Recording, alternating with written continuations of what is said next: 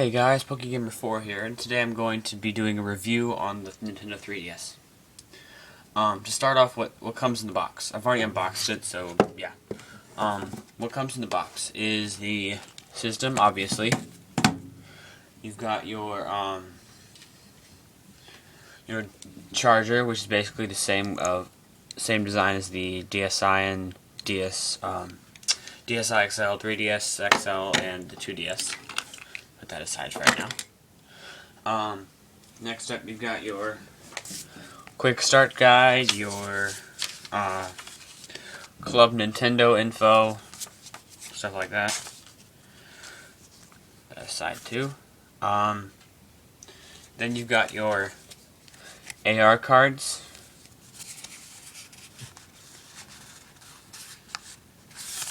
I'm going to show you what these do later. And you've got your big manual, which is like this thick, but I've misplaced it at the moment, so yeah. Next up, system design specs. I really like the design of this, and how they did like the triple layer coloring. If you can see that in the light, it's got dark black, lighter black, and like a gray metallic gray thing. But what I don't like about the overall feel of it is how glossy and fingerprint prone it is. As you can see, there's a whole bunch of fingerprints on there. And now let's start going around the system and see what all the buttons do. Alright, to start off at the front.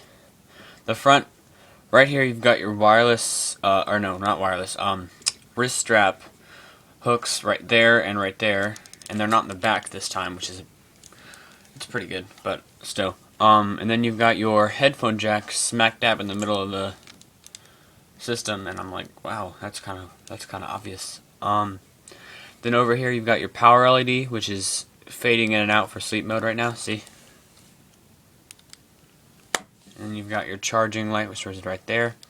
Next side you've got your 3D depth slider switch, and you've got your wireless pushback and spring switch, and you've got your wireless light, which is blinking. That means I have it on. On the back you have your L and R buttons, which are pretty clicky. And you've got your charging port and your charging cradle contact points. Then you've got your game card slot. I've got Ninjas in there right now. Still pretty good on the 3DS.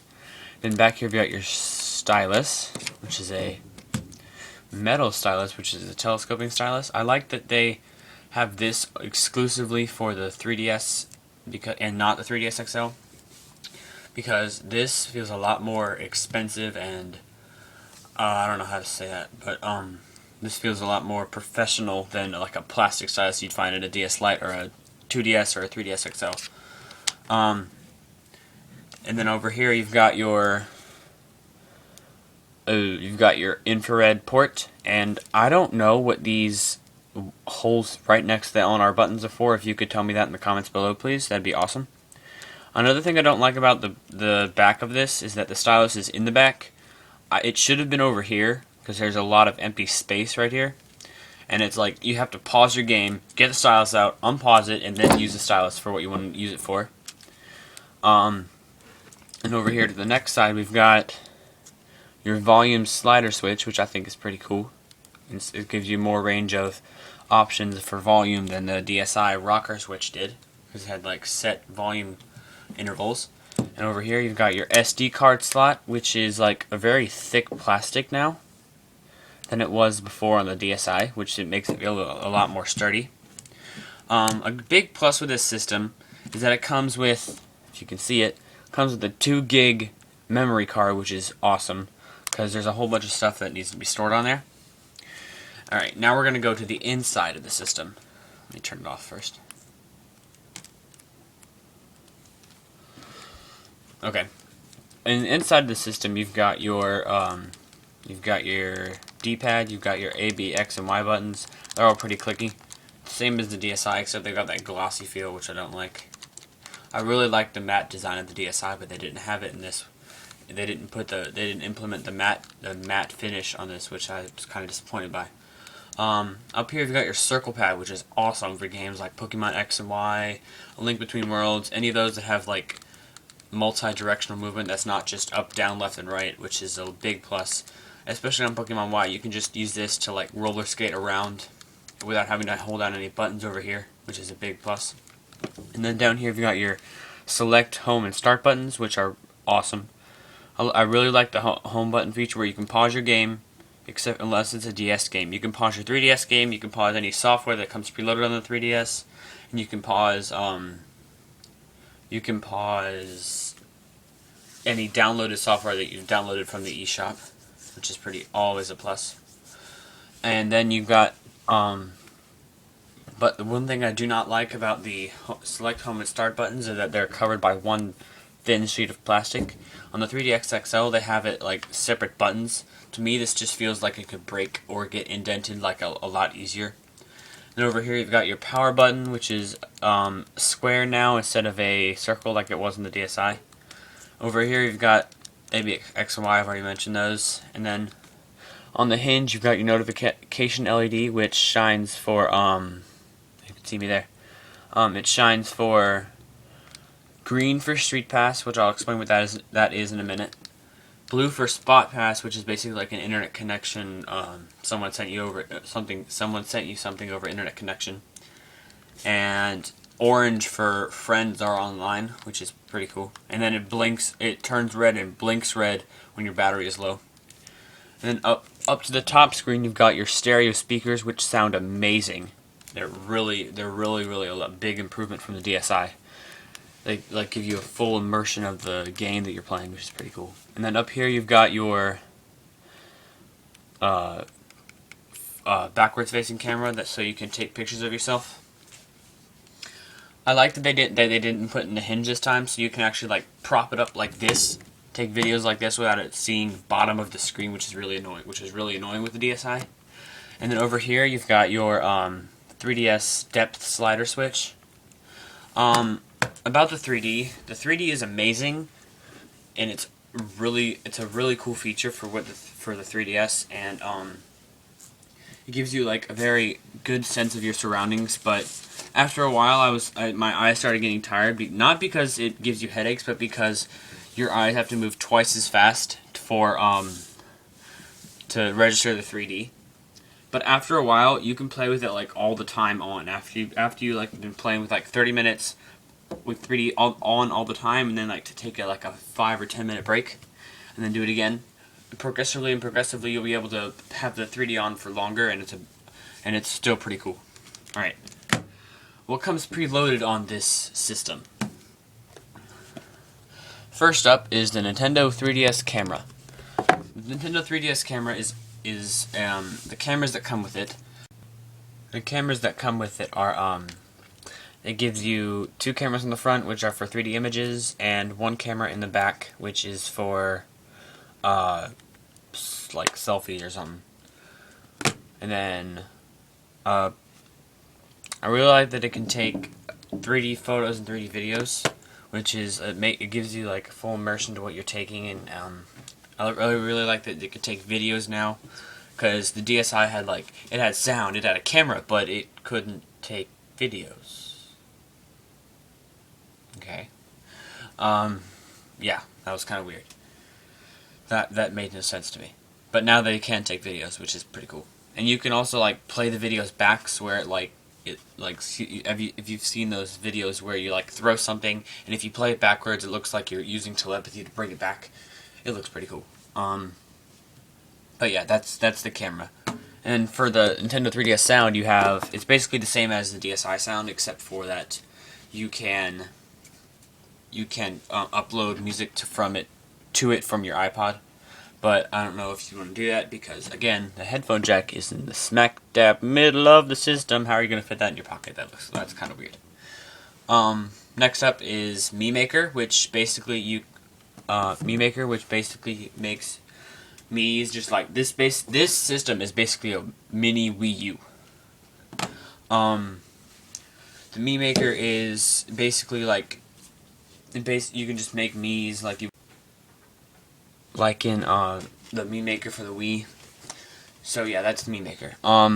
Street Pass. That is where if you walk by someone who also has a 3DS system and they're in sleep mode, you exchange Mii's, and you get to play mini games or something in Street Me in Street Pass Me Plaza, which is pretty cool. It's got a puzzle swap game where you swap for different pieces that your friend has, or and they swap with you for what you have, but you still get to keep the pieces. So yeah, and there's another game that's called Find Me, where you basically, it's like an adventure game that you must use people you Street Pass with to fight different ghosts and stuff. So yeah, it's pretty cool. Next up, we have the Nintendo eShop. The Nintendo eShop is a great step up from the DSiWare shop. Now you can buy like full-fledged games like Pokemon X, Pokemon Y, Link Between Worlds. You can even buy virtual console games such as the original Metroid or the original Zelda, which is really cool. So yeah, it's basically like a really improved Nintendo DSi shop. Next up is AR Games, which I'm going to show you a demo. It's basically where you take the card and, how about I just show you? Alright, see that question mark card? Watch my 3DS.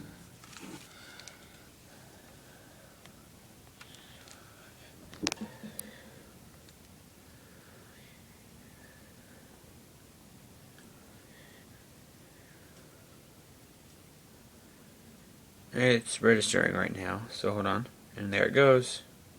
You get your little virtual thing. So that's basically what the AR cards do. It's pretty cool. Next up we have the Face Raider game, which is basically an arcade shooter game where you take pictures of someone's face, either your own face with using the front-facing camera, or someone else's face using the backwards-facing, or using the cameras on the lid. And you can even play the the Face Raiders and the AR games in 3D, which is really cool. They look awesome in 3D.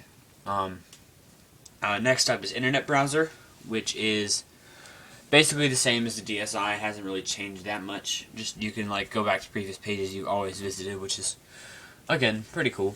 I recommended games. I definitely recommend Pokemon X and Y. It's a huge step up from the previous Pokemon games like Pokemon White 2. Your sprite has like gone from pixels to like really detailed, and you can even change your clothes in character customization, and it's so much better than the previous generations. They've got about 70 new Pokemon. It isn't that much, but it's still a noticeable difference. They've got Mega Evolution, which is always awesome. Then they've got a whole bunch of different cool features. They've got, and the different game is Link Between Worlds, which is a really cool new Zelda game. You can download from the eShop, which is awesome. You can also get Sonic and All-Star Racers Transformed, which is basically kind of like Mario Kart, except for the fact that your car can transform. So it's basically like Mario Kart 7, except it's not power-ups, it's you go through a ring and it transforms you during different legs of the race. Like you go from a car to a boat and a plane, and it's really cool. So yeah, that's it for recommended games. There's a whole bunch of games out there now. There's a lot more than there were at launch date. Final questions or comments. What I really do not like is that this one, I got this 3DS at the Navy Exchange.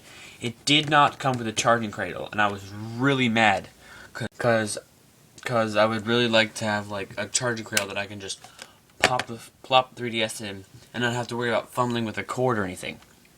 So I was kind of mad about that. But then again, I got it like 4 weeks ago, and they probably canceled charging cradles because some people complained about them. Well, screw you people who complained about them. I wanted one.